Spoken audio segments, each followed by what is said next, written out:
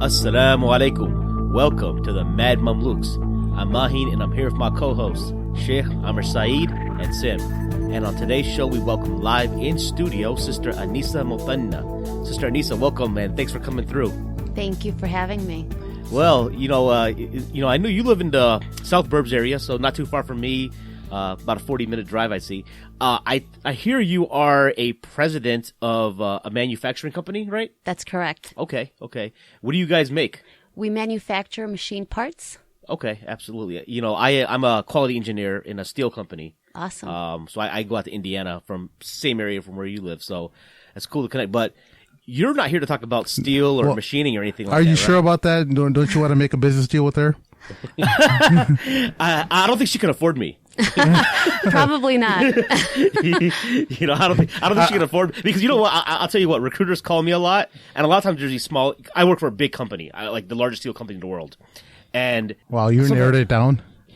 I just Are you don't even know what that means. Are you trying to make it harder for the audience to figure out where you work? And so a lot of times recruiters will call me and, they like, we have a great opportunity for you. You have much more responsibility. And then like, they'll ask me how much I make. And they're like, yeah, you're already at the top of our salary band. But it's more responsibility. I'm like, yeah, but like, at the end of the day, we don't work for like, we're not volunteering here. You know what I mean? Yeah. They're like, opportunities that don't translate to like financial stuff doesn't matter. But at the end of the day, that's why we do stuff on the side, that allows us to like fulfill passions, etc. That's why I do Mad Mamluks, and you're here, alhamdulillah, to talk about some things you're doing as far as some humanitarian work for Yemen. So, what's going on in Yemen? I mean, you don't hear too much in the media about Yemen. It's all about Syria or always Philistine, etc. But what's been happening in Yemen? No, it's the situation is extremely sad, unfortunately. When I think of the people of Yemen and the situation there, honestly, my heart becomes very heavy. Currently, out of the 21 million people there, over 2 million are displaced and are basically homeless. And then we have children dying every day. I think the UN statistics are like a child dies every 10 minutes from starvation and complications because of the lack of supplies. So are you one of the individuals, are you born and raised in the States and you just have an inclination because you're originally from there, or have you actually lived in Yemen, or have you, how does that work? I was born here. Okay. I'm second generation. My father came 50 years ago.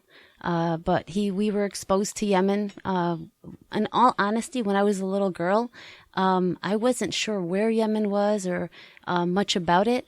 But then when I was 10 years old, my parents sent me to go visit my mother's family.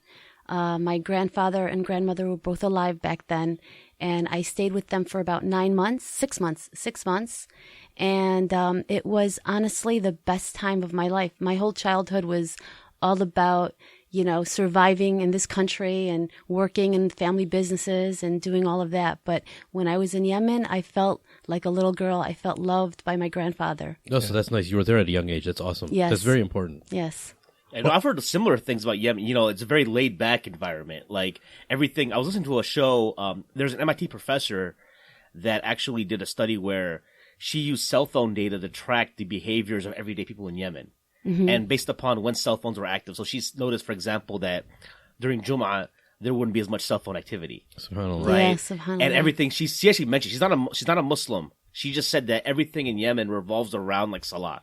Like the religion is a key part of things. Yeah. Absolutely. And she would say how like you would see those dips during Salah time and the day starts after Fajr. And then she also mentioned in the afternoon, for example, like qat, which is like the main crop of, like the base pastime of Yemen, right? That people talk about. Yeah, so for the audience, qat is like a leaf that a lot of Yemenis chew. Is it kind of like pan for Yemeni like Somalis. daisies? Yeah, it's kind of like that, but it's not a stimulant. Like pan is not a stimulant, but I think it's like a pastime in Yemen where people sit and After usually lunch, they start. Right. And people use it when they Chewing. study. It has some amphetamine-like properties too, Sure. so it kind of stimulates the brain in a certain way. Okay. But when you talked about, and I know we talked about this before the podcast too, about the iman of, and you could, since you love that hadith, you can obviously read that. But there's one thing that there's multiple hadith that also has mentioned about the people of Yemen, and one thing he mentions is the Sahaba, which is a Sahih hadith. He tells the Sahaba, there's a people that are coming. And they're arriving, and they're very soft people. And he's talking about the people of Yemen.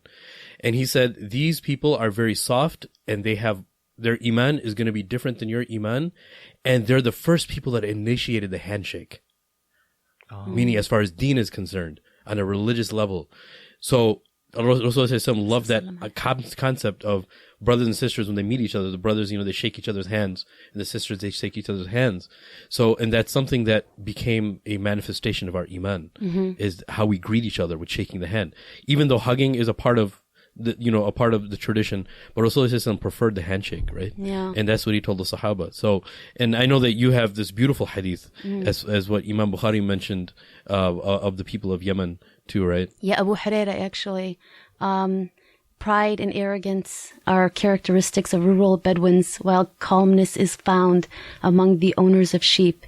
Iman is Yemenite, and wisdom is also Yemenite. The Yemenites are well known for their true belief and wisdom. SubhanAllah. SubhanAllah. You know what I always loved Yemen about was the honey. It was called the Duani honey. Honey, yeah.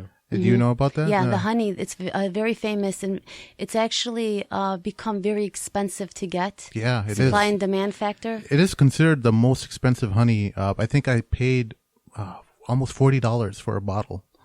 Yeah, That's actually cheap. You probably didn't get the original. Yeah, they probably did. You just spoiled it. He was talking about it for Sorry. 3 years, and he had the best honey in the world. Don't say that to him. Well, I've seen both. I've seen people, get the original honey Right. and then the not so original, but they mix it. That's the Right. problem. Yeah, I know. The other thing about Yemen, I think that's always been intriguing for me is it's always been a place where I've known the brothers from here have gone to study, to study the deen, whether it's Dar al-Mustafa Hadramaut or Dar al-Hadith and Damaj, or with Jamiat al-Iman, that's in Sana'a, right? Abdul Majid Zindani. Yeah, right. So there's a lot of these centers that people from the United States or Canada or the UK have gone. So that's all. And Sheikh, I had to live vicariously through Sheikh Amr. I was my dream to go study overseas. I ended up being an engineer, but Alhamdulillah. I got rejected from Medina, so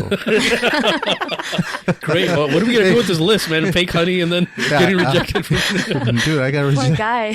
Yeah, you know what? They didn't even send me a rejection letter. They just didn't respond. That was the worst kind of rejection. Man, how Maybe did it's that still in the mail. U.S. Post Office. That's what I'll tell everyone. Did you but- interview in person? Yeah, Really? yeah. And you still got dinged. Yeah, they dinged me. I think It's okay, man. You It know, happens. you got to be. I think they're looking for a certain type Yeah, of they're person. looking- I don't think Hadramaut would ever reject you or anyone else. No, I don't They're think- such a humble He people. looks the most Yemeni out of all of us. I will tell you That's a something. compliment, let me say. Yes, it is.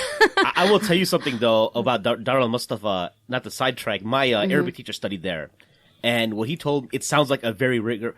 The amount of hifz they have to do about Hadith and Quran per week. Yeah. It's almost like they get graded every week. They get checked. They have to memorize X amount of Hadith, and with the narrations and everything. And if they don't, it's like a 3 strikes and you're out policy. So the official program, if you actually get 3 strikes, like if you screw up if you get checked for hifz and then it doesn't work, like you basically mess up, they kick you out. They don't make you leave. You can still stay there and study with the mashayikh. But as far as being for the official program, because I don't think a single American has actually ever graduated from the Dar al-Mustafa program. That's what I've heard. It's real intense. Yeah. But they are, I remember when I walked in the women's section, there's just you'll find every race there. And then so much resources. Everyone there is just very helpful and they reach out and making dua. That's all they want is please make dua. No one asked me for money. No one asked for anything. They just kept saying, make dua for us. That's amazing. So such a humble people there, people of Hadramaut and the people of obviously attending the school. Right. Now, and I think we wanted to mention that because, obviously, sister, you're from Yemen, but I think anyone from the Ummah should have an attachment to Yemen. Yes. From the narrations and also the tradition that has been, developed there over the past 1,000+ years, right? So it's not just a Yemeni cause. This is a Muslim cause that we all need to get behind. So, as we get back into what's going on in modern day Yemen, like, how did this all start? Can you just give us a quick overview of what exactly happened there that's caused this current crisis? Well, I feel like, I'm not really that politically involved, but from my limited resources, I feel that after 2009, where the President Ali Abdullah Saleh allowed U.S. to come in and, basically drone strike innocent civilians, that just made the people wake up and come about it and protest. Yeah. And what made me really proud of the people of Yemen at that time was that they were out in the streets, thousands and thousands of people protested peacefully.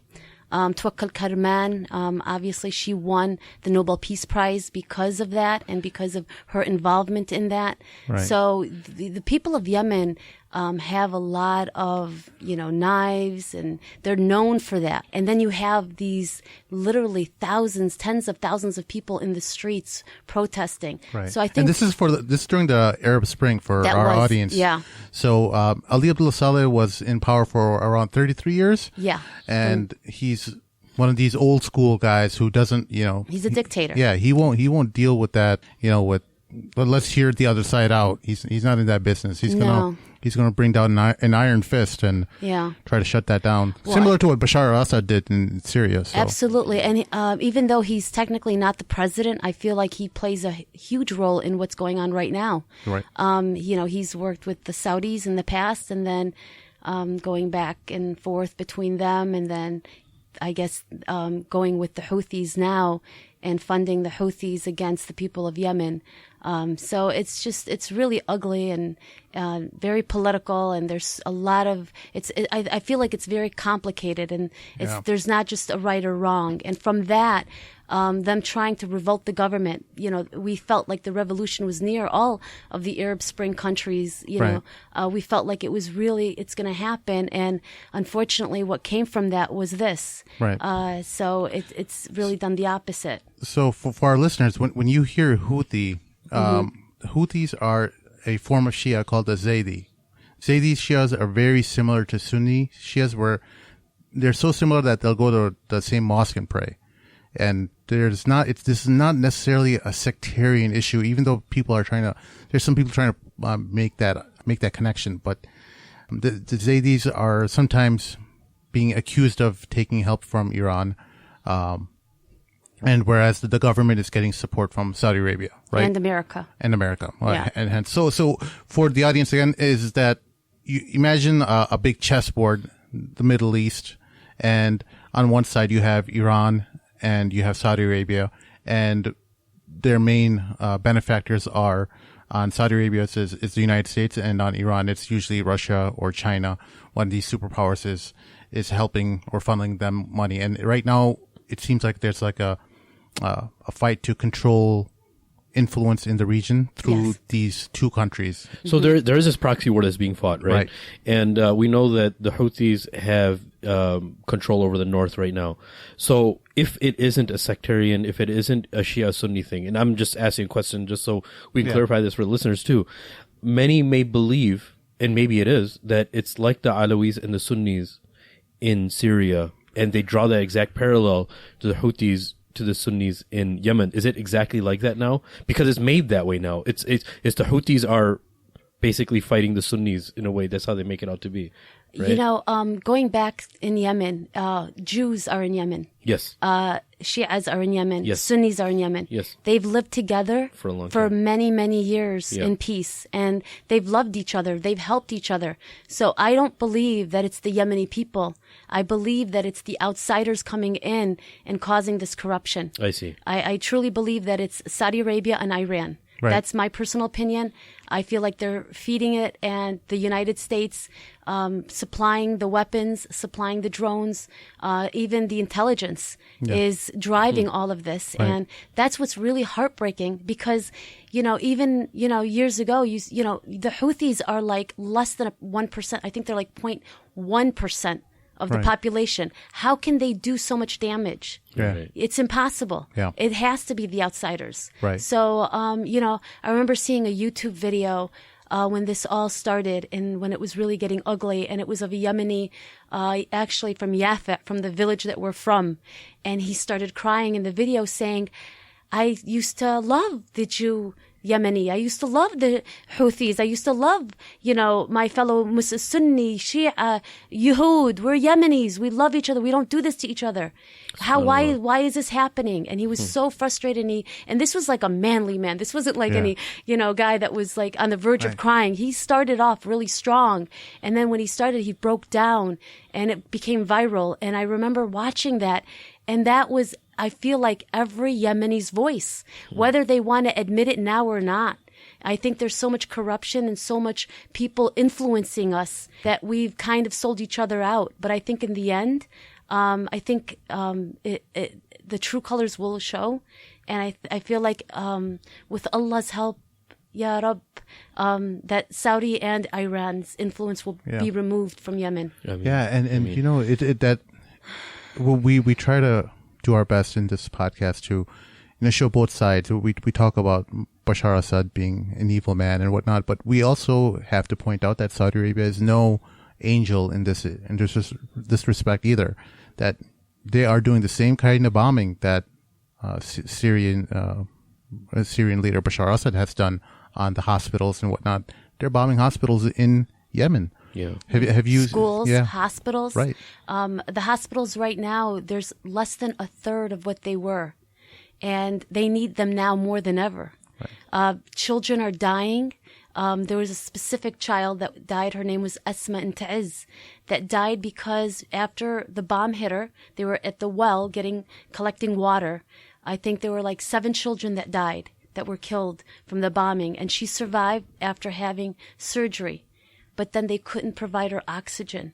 And so she died on her way to Aden trying to get oxygen. And so, 5-year-old little girl. Yeah. I know, we hear these statistics and, they're coming from the UN, even though the UN is not there providing any type of relief. And you hear all of these statistics and you become immune to it. But you just imagine every 10 minutes, a child dies because they don't have antibiotics. They don't have medicine. How, as a mom, how do you even fathom that? Yeah. So it's just really heartbreaking. I just wish and pray that, I know Allah is the Almighty. He is the creator and nothing is too great for him to solve. And I just hope that Yemen, along with Syria, along with, all the Muslim countries that are suffering right now, that relief comes soon. What do you think that there hasn't been like a lot of mainstream media coverage of Yemen? A few weeks ago or a month ago, the daughter of Anwar Awlaki she was like 8 years old. Nawar, I think her name was Nawar, right? I don't recall, but she was shot, and it wasn't even like a bomb. It was, from I heard, it was like a Navy. It was one of the first missions that Trump put in. Right. And it was said to be a bombing at first, but then they found out I think it was a shooting, right? Right. Well, they did a bomb, but I think a Navy SEAL basically pointed a rifle at her and shot her. Like, she aimed for her, an 8-year-old girl, and she's a U.S. citizen. Yeah, and there just was like her older brother was. When 15 he was years killed. old. Yeah, yeah, and there was like zero. This is my opinion, not everyone else's in this room, but this is America sending a message to anyone who opposes their foreign policy from a militant perspective, which Anwar al-Awlaki took, and they said, you're going to pay for the sins of your father. And as one of the officials responded when they asked him when Anwar al-Awlaki's older son had been killed, they asked him, like, he was an American citizen, and he said something to the he should have chosen his father better or something like that. Something like that. Yeah. It was like, wait, you can't choose your father. That has nothing, that has no bearing on, your responsibility. I mean, but they made history. It's the first time ever that an American citizen without any fair trial, not even in the country, has been killed off soil. Right. And then the child, and then the daughter. How old? She was 4 years old or 5 years old? 8 years old. 8 years old? As Abdurrahman. Abdurrahman was his son's name. Yeah. And then his younger sister. Yeah. And if anyone has any doubts about this, watch Jeremy Scahill's documentary called Dirty Wars. You can watch it on Netflix. Very informative. It's a free, almost free if it's on Netflix. So, and I think it's on YouTube too. I think he uploaded. You could get parts of it on YouTube. And, the thing that's awesome about Jeremy Scahill, is that he went there personally. He talked to Anwar al-Awlaki's father, and he sat with him. He stayed with him. Right. He talked with him for a while, and personal stories, pictures, watching family videos with him. And he talked about something at the end of the video.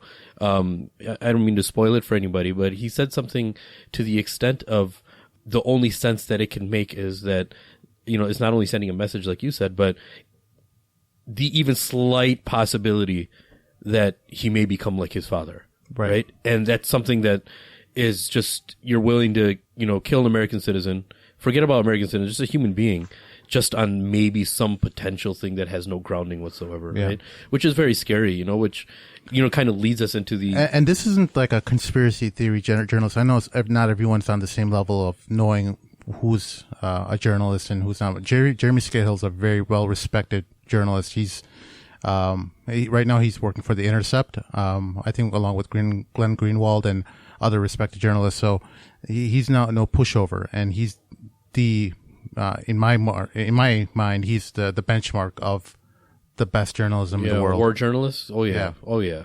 I mean, he puts his life at war risk and all the investigative journalism. So, Yeah. I think the reason why, to answer your question about why it's not being covered as much in the media, is because it's American foreign policy. Yemen is a vital resource for America and the arm for U.S. foreign policy in the region. So, in order for...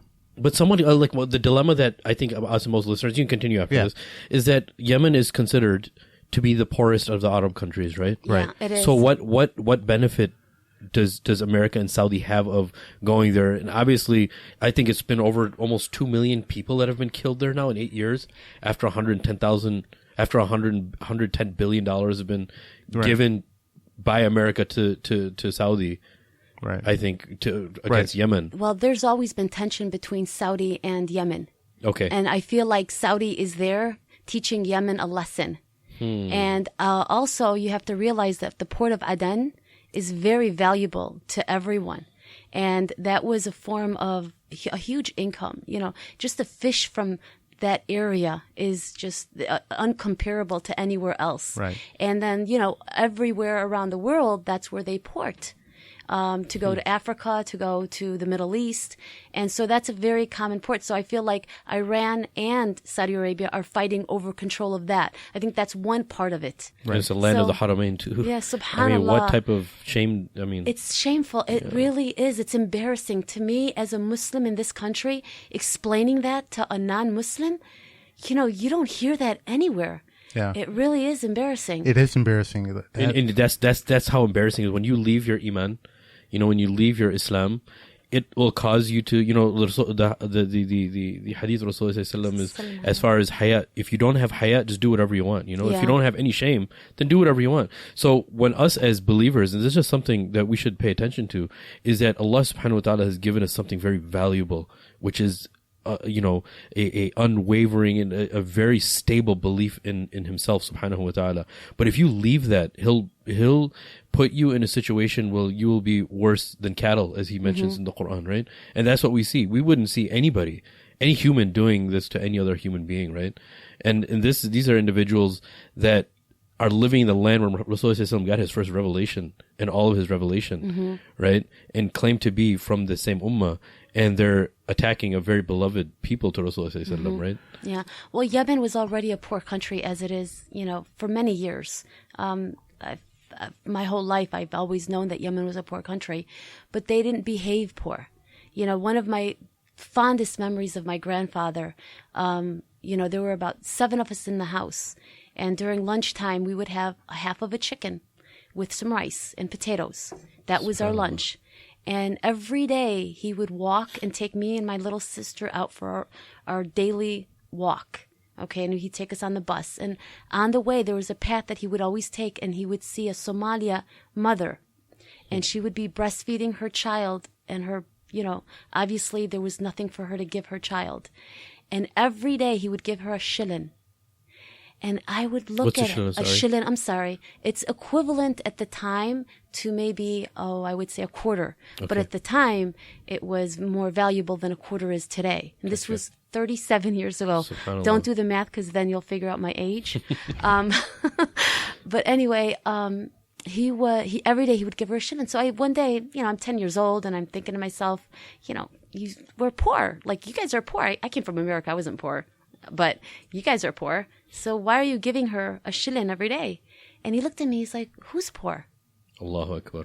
And he's like, is there something that is there anything naqas alesh? He was like, is there something that you need? I said, no. And then he's like, well, no, we're not poor. He's like, look at her. She has nothing to feed her child. Allahu Akbar. And so, that was a country, one of the poorest country, or the poorest country in the Arab world.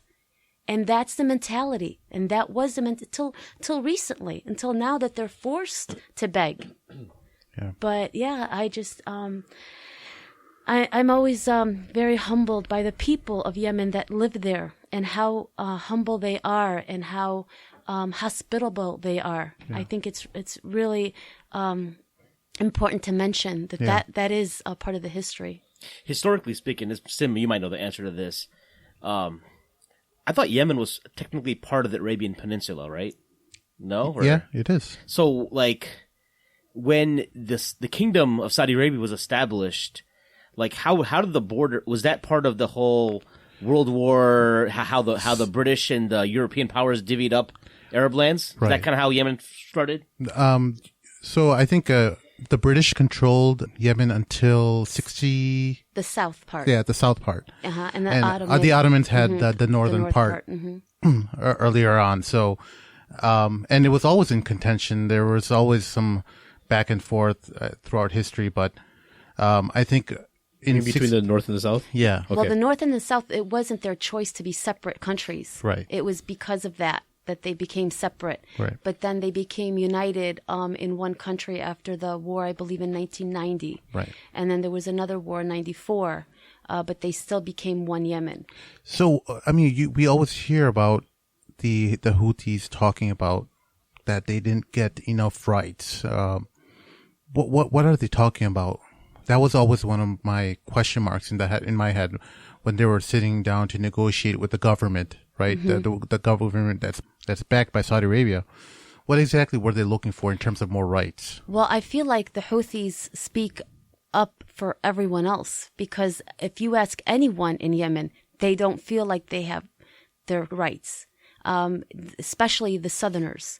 The Southerners are the stepchild of Yemen. That's how they feel, because the dictator, Ali Abdullah Saleh, is from the north. And so the South is obviously going to resent him. Unfortunately, the people on both the north, whether they be Houthi or Northerners or Southerners, they're all suffering. They're under a dictatorship.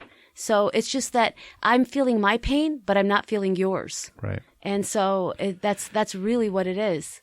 Is there also a water problem in Yemen? Because I've heard that along in the little reading I've done of Yemen, that there are some water shortages too. Absolutely, there are. In villages, they have to walk miles and miles and miles to get water. Clean water right now.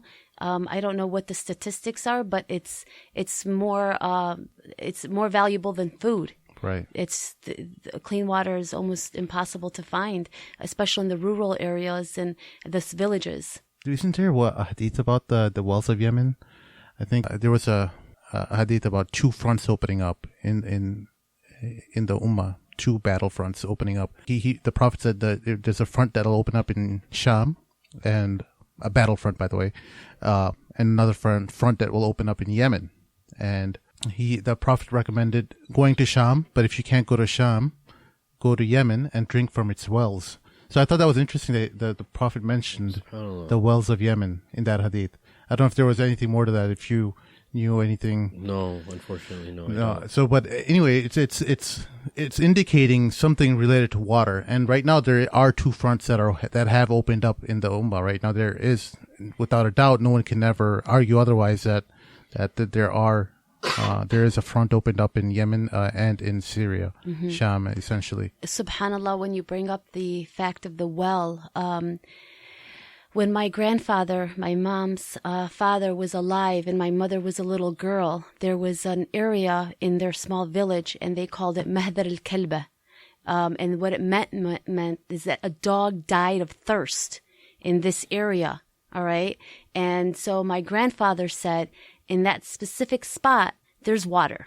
And this was like, my mother is, my God, maybe 60 years ago. So fast forward 50 years later, my mother told me that story.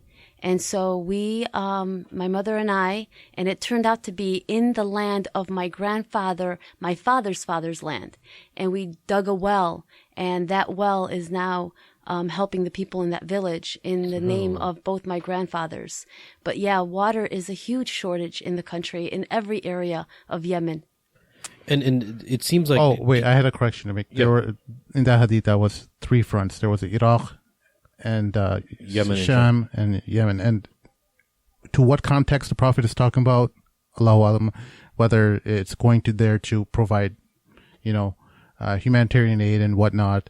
I'm not saying, you're supposed to go and fight, because I know some ISIS-type people use those kind of hadith in that respect, and in trying to encourage people to go over there and in recruiting in general. So I want to be clear about that. We do not condone any of that. No, so. that's an awesome clarification, man. Thank you.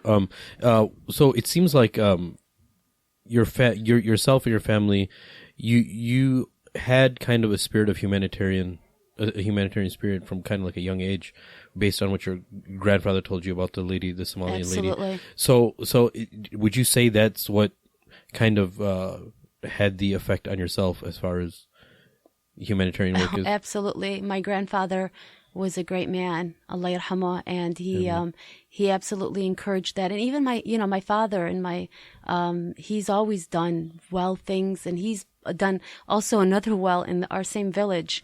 I think that's the number. Obviously, that's something that is a reoccurring sadaqah.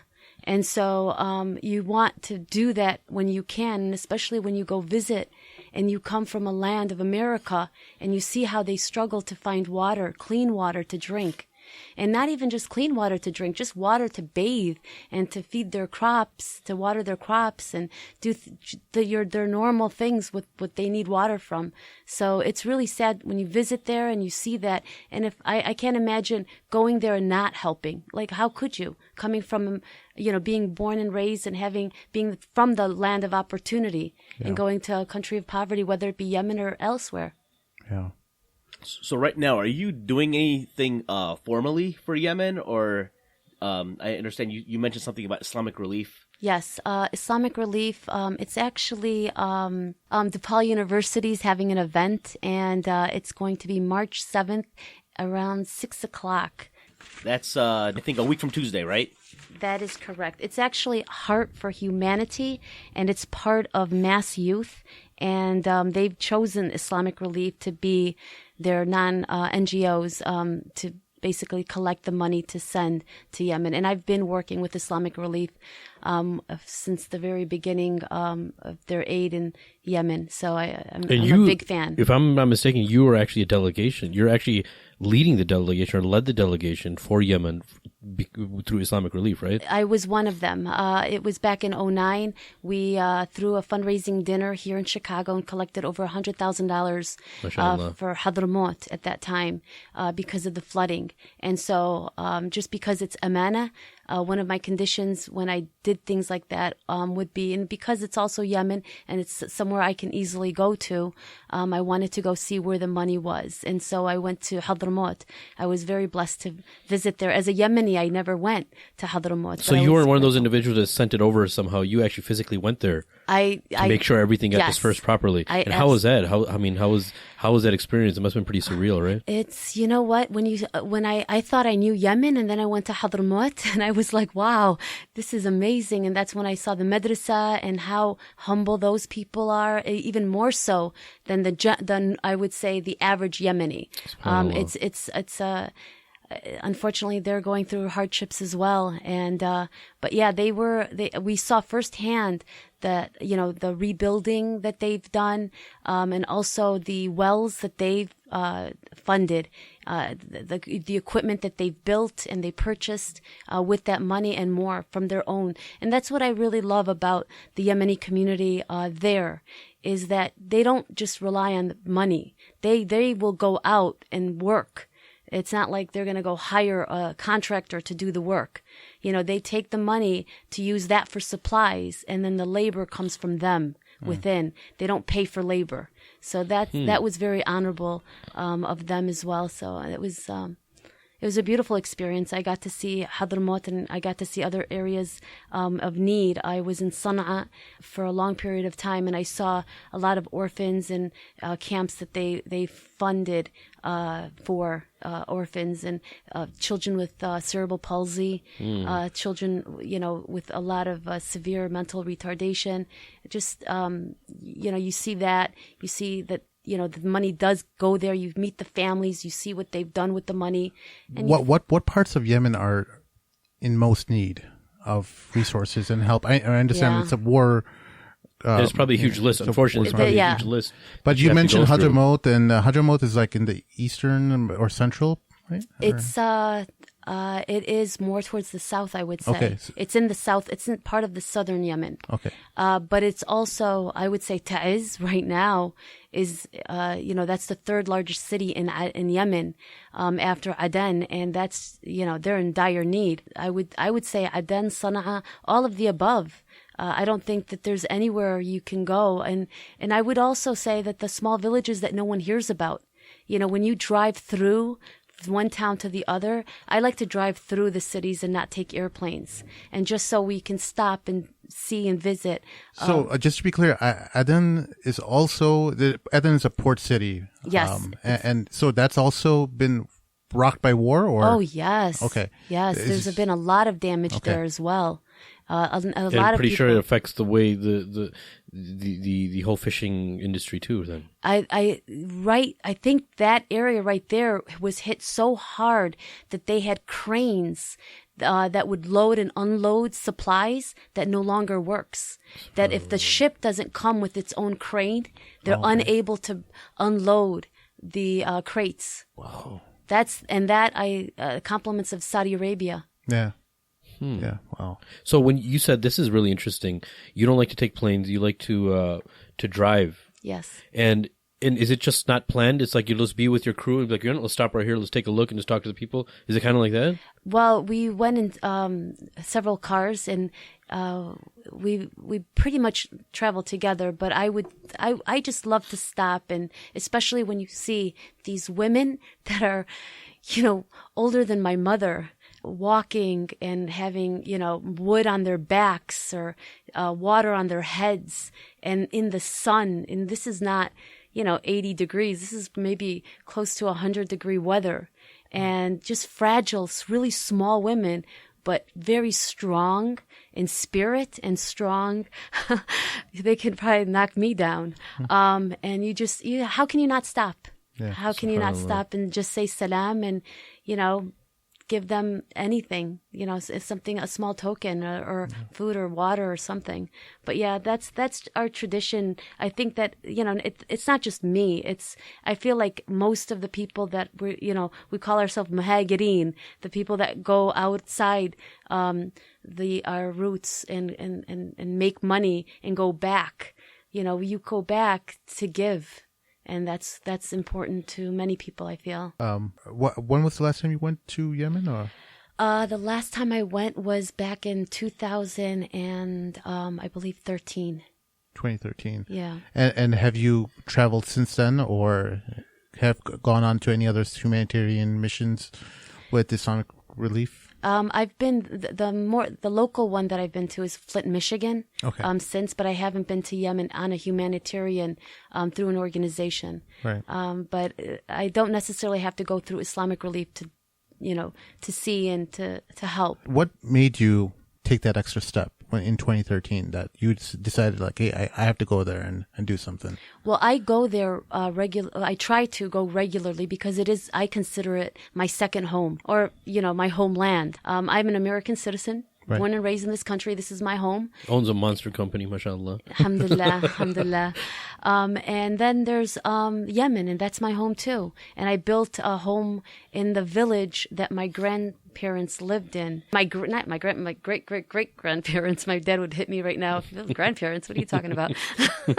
But yeah, it's just, when you come from such a rich traditional place, you can't just not go back. Right. People, and again, it's not just me, it's everyone of Yemen descent that I know always has to go back. But I mean, there's war though right now. That's what a lot of people would say. As much as you love your country, you said like, well, I'm going to go and do something about it, you know. Well, so have you been? I haven't been there since, no. Okay. But I have family and friends and actually people that are that were stuck because of the Muslim ban, right. That weren't able to return. Oh, really? Oh, yeah. I was at O'Hare protesting in downtown Chicago last weekend. And you had family there at the time? Yeah. Or did it kind of affect you? Well, cousins, yeah, definitely. I have a cousin who was, several cousins on both sides of my family that are not American citizens, but have visas and have, green cards, and were there and weren't able to come back. Oh, man. We were very lucky. My daughter-in-law's parents, it took 9 years for their visa, for them to get their visa. And I had attorneys and people that I knew and just kept going at it, blood DNA and affidavit of supports and everything. And finally they get their visa. They got here 2 weeks before the ban. Oh my gosh. And people that helped them, that were in the same situation as them, had visas at the same time, but chose not to come right away, that were stuck there. So now the ban has been kind of overturned by the courts. Thank God. Are they able to come now, or? They are able to come. I have family that's coming March 2nd, actually, and family that just recently came. Family and friends. But yeah, it's horrible. It's like the poor Yemeni community, there and here. It's kind of like we can't win. Wow. Yeah, but you know what? Allah knows best. Their status in paradise is much higher than ours. Sometimes Allah subhanahu wa ta'ala tests people to raise their ranks in the akhirah, Subhanallah. And that's just, alhamdulillah, for the paradigm of Islam, we can understand that concept. Absolutely. And obviously it's not very easy. And it is difficult and it's taxing on ourselves. But Allah subhanahu wa ta'ala works in amazing ways. And when He has something reserved for us, and when He says that when I'm going to test you in this dunya, in this life, to raise your ranks, that's just why we have to have patience. Bashir as-sabirin, as Allah mentions, and give glad tidings to those who are patient. SubhanAllah. And you know what? It's also, there's so many blessings that came out of this. It's like, لَا تَكْرَهُ شَيْئًا هُوَ خَيْرٌ لَكُمْ. Look at, when I was at downtown Chicago, I ran into this woman that was bawling, crying for the Muslims. And when it was time for us to pray, a few of them were behind us praying. And, the support from the non-Muslims. I remember when I walked into O'Hare Airport and I got there a little early with one of the protesting, the days that we were protesting, and I got there a little early and there were no Muslims. I didn't see any Muslims. I saw non-Muslims. Right. And they point to me wearing my hijab and my daughter-in-law and my grandkids, and they're like, this is what America looks like. I'm like, I know, right? It's like, oh, this is great. And I got so emotional at that moment because I didn't really realize how much support we had until I was there and I felt it and saw it with my own eyes. And so I almost, I don't want to, but I almost want to thank Trump for all of this. But inshallah, we get through this. And I'm actually glad you said that because we talked about this a few times, and I say this all the time. I teach Islamic studies in high school too, and I tell this to my students all the time, is that, everything happens with the will of Allah. And, it is probably the best thing that's ever happened to a certain degree to the Muslims in the West, because this awareness and this publicity of Islam is unparalleled in any history ever. you know, in any Western country of an individual who's been so driven by Islam, if you want to put it that way. Subhanallah. And so many people know about Islam now. And how much support do we have? People in O'Hare coming and thanking people for being Muslims, like you said. Yeah, it's crazy. And It's a blessing in disguise. In New York, I am Muslim too. Yeah. You know, and the mayor of New York, what he said, acknowledging us and standing by us. And, you know, I'm in a male-dominated industry, a white male-dominated industry. And so I walk into rooms, people's heads turn as it is. Yeah. Then they kind of dig a little, Yemen? Yeah. Now it's like, you know, after the bombing years ago in Aden, you know, every time someone would hear Yemen, that would be the first thing that they would think of. Where now, you know, I have people, you know, unfortunately with all of this, I became on the news and on the radio. And so I have people that hear me or see me in the industry and they send me emails and text messages just in support of me and what we're doing and all of that's going on. So, you know, that really, and it's like, you know, it's kind of like what Bush said, who's with us and who's against us now. Right. It's very black and white, really, right now. Yeah, I got to attest to that because similarly, I work in Indiana and it's very blue collar, you know, industry, and a lot of my colleagues and contractors and suppliers that we deal with are, you know, very, you know, old school, Republican, conservative, but you know, at the end of the day, they're good people, though, still, right? Absolutely. And it doesn't, like, we have disagreements and stuff, but then at the end of the day, like, and we talked about this before, their politics are, sometimes everyone, does what's in their best interests, right? But now I think some people are realizing that, like, you know, what we're going through as a result of this administration is something that they even should be, like, you know, shouldn't be that, you know, that they may have been a little selfish because of the negative impacts it's had, but you know, with everything as we know as Muslims, like with the believer, everything that happens to us in this dunya is a good thing. Yeah, if we just have the right perspective. SubhanAllah. Yeah, I have people that work for me that voted for Trump, and they told me that, and I, you know, obviously it was in the very beginning. I remember it was just something that I didn't understand at first, but then, in all honesty, the conservativeness, the right wingers are as closer to us than the liberals, right? Yeah. But they're prejudiced. They're racist. Well, not all of them, but a lot of them are racist. Yeah. So there are a lot of common denominators that we have, but they just don't want to see it. Yeah. And so, but the people that work for me, they see it. Right. They see my traditions. They see me pray. They see I wear hijab. They see how, you know, I run my business. So they respect that. Right. So they can't see that and then say, oh, Muslim ban, yeah, all the way.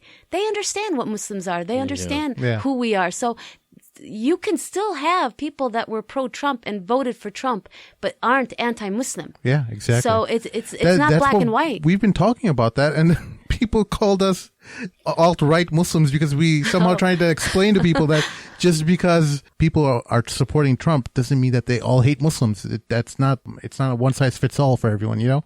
So people started attacking us, like just because we informed that we weren't making that narrative to people. But you see, the people, it's just like what the media shows us. The people that are the media is showing us the Trump supporters that are racists, that hate Muslims, okay? So that's what we're seeing. But when you're out there, when you leave your four walls and you're out there in manufacturing or retail or in any industry, you're going to find Trump supporters, and you can't just label them all bad because that's what they're doing to us. Right. Yeah. You know, so how can we do the same to them? Exactly. Yep. And that's what we're trying to explain to people. Just like how we were talking about Yemen, about how there's Saudi Arabia is using Yemen and Iran is using Yemen. People are using their platform for the advantage of whatever message they have. So if they're against Trump, they're going to amplify every single thing against Trump. Of course, there's a million things that you can attack him about, but some of the rhetoric that you hear is not necessarily fair. There's some times where he makes an intelligent point, and you know, although it's rare, but I'm just saying he'll make an intelligent point, but then the people will attack him anyway. So just call things for what it is, and know that there are news organizations also that will amplify your fear more than it actually is. I'm not saying that you should be not fearful at all but be vigilant and make smart, sure. yeah. Be smart about everything. Yeah, I you feel gotta like- be fair. I think that's the main thing. I feel like Sister Aneesa, we should bring you on to talk about life as a female Muslim executive. Yeah, In well, a- entrepreneur, Well, yeah. what kind of skills were you able to think about? Any way you could contribute your skills to the relief effort? In terms of, I don't know if how much organizational planning you were involved in with some of the relief organizations you worked with. Yeah, well, when I did the fundraising dinner, I had my family and friends help me. We did the whole thing by ourselves. Right. So I love running my business. I feel like my hands-on experience, because I was in it for, since I was a little girl. My dad had a clothing store when I was a little girl. I used to sell clothes at the street. A sidewalk sale. Right. Sale years ago. That's what we used to call it. And so, since then, I've always loved running a business and contributing. I was working for my dad's company till I was 23.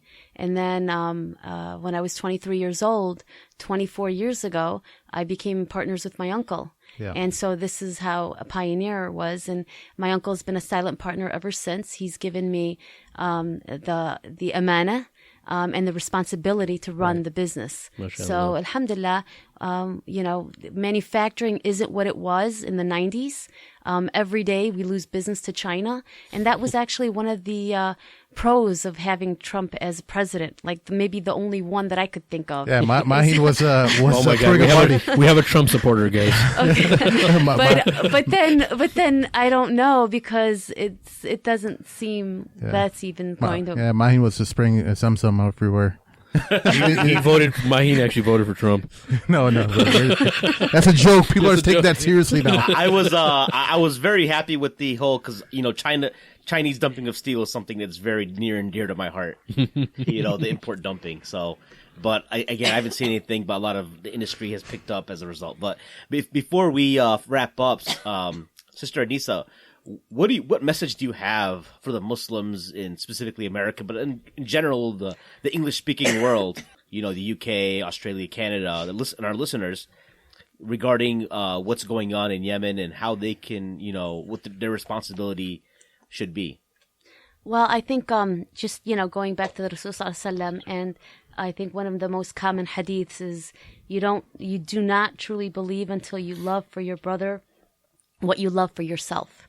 And so these are our brothers and sisters in Yemen, just like in Syria and Palestine. And, I know part of the protesting years ago in the Yemen streets was for Gaza, and that's how the Yemenis here and abroad, they feel the pain of Palestine.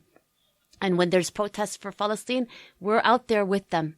And so I feel like whether it's protesting in the streets against the Muslim ban or against the drone striking and the involvement of U.S. In Yemen, or simply writing a check to Islamic Relief for Yemen, right. I think the opportunities are endless. And if you're unable to do any of the above, dua, or in addition to dua, because I think that's really important that we all feel each other's pains, and there's unfortunately so much pain for the Muslim people, whether in Yemen and elsewhere around the world. And can they just go on the Islamic Relief website and find the Yemeni causes underneath that? Okay. Yes, they can do it that way. Or if they're local, they can attend the DePaul University. I'll be speaking March 7th. Heart for Humanity again is the one that's organizing it. It's part of the Mass Youth National group here. And just generally, you don't have to tell us, but just if you give us a trailer kind of what you're going to talk about before we conclude. I'm sorry. Yeah. Just like a trailer, little teaser, just so people know what's on their plate when they go there. They're going to have musicians, they're going to have food, and then they're going to have slides and a movie, not a movie, but probably a YouTube video or something about what's going on in Yemen. Mm-hmm. They'll probably also have Islamic Relief basically addressing what they're doing there. I think really just, hygiene, food, things of that sort, delivering to homes. That's what I know that they're doing currently. So I think that, and then me with my limited public speaking, basically addressing what's going on. Okay. Awesome. And are you just going to be kind of talking about how, like on this podcast, kind of like your upbringing and your relation to Yemen, or more specific things? I think that I think there's going to be specific things, and then there's also going to be my connection to Yemen, because, nice. They asked me, and being of Yemen descent and loving, where I come from, obviously I'll be speaking about that. Awesome. No, the personal connection definitely is critical, I think. And Yeah. I think we really were able to get that point through today. And even, I'm not a Yemeni, I'm from Bangladesh, but like when you were talking about how when you're driving through and you're stopping at villages, and I just was back there a year ago, and I'm, that's food for thought for myself. Like, hey, next time I go, maybe we should like do stuff like that. Yeah. Just stop and talk to people and just, just chill and get to know people, and then, give whatever we can and move on. But Sister Aneesa, Jazakallah khair for making the drive out from South Burbs out to our studio here. Well, thank you for having me. And may Allah continue to bless you and your family and reward you for all the work you're doing. And the same to you all. Thank you. Thank you. For our listeners out there, if you have any questions or comments, you can email us at themadmamluks@gmail.com. You can also follow us on Twitter, like our Facebook page. You can also subscribe to us on iTunes and Stitcher Radio and give us a 5-star rating on iTunes. For special guest sister Aneesa Muthana and my co-hosts Sheikh Amr Saeed and Sim, this is Mahin signing off for the Mad Mamluks. Assalamu alaikum. Thanks.